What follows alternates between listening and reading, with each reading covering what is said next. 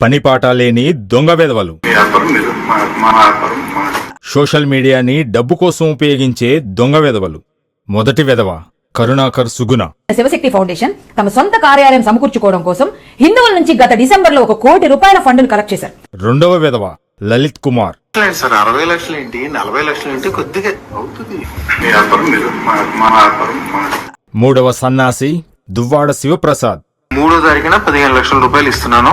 దువ్వాడ శివప్రసాద్ గారిది ఏ మాత్రం మళ్ళీ బాధితులు కూడా ఉండదు.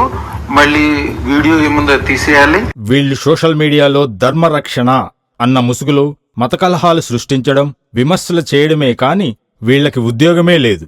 ఇలాంటి చిల్లర గ్యాంగ్ సోషల్ మీడియాలో ఒక బిజినెస్ లాగా స్టార్ట్ చేసింది.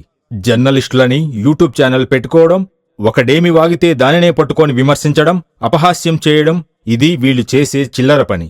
మరి ఇలాంటి వాళ్ళు కాస్ట్లీ బంగ్లాలు, కాస్ట్లీ కార్లు, విదేశాలు తిరగడం ఇలాంటివన్నీ ఎలా చేస్తున్నారు అంటే, ఇలాంటి సిగ్గులేని చిల్లరగాళ్లకు శంకరమఠం విధుశేఖర భారతి, చిన్నజీయర్ లాంటి సన్యాసులు, ధర్మ ప్రచారకులని గోడమీద పిల్లిలాగా ఉండే సామవేదం, చాగంటి, వద్దిపర్తి పద్మాకర్ ఇలాంటి వాళ్లందరూ కలిసి పోషించబట్టే ఇంతగా రెచ్చిపోతున్నారు. ఈ మఠాధిపతుల, సన్యాసుల, పండితుల ఉద్దేశమేమిటి? ధర్మరక్షణ లేక ధర్మ వినాశనమా?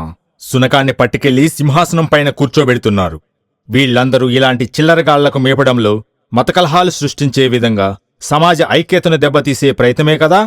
ఇప్పటికీ వీళ్ల అసలు రంగు బయటపడింది. ధర్మ ప్రచారకులని చెప్పుకునే వాళ్లకే ధర్మం లేదు. సమాజాన్ని భ్రష్టు పట్టిస్తున్నారు. అంతా కలిపి ప్రజలన్నీ గమనిస్తూ అసహించుకుంటున్నారు.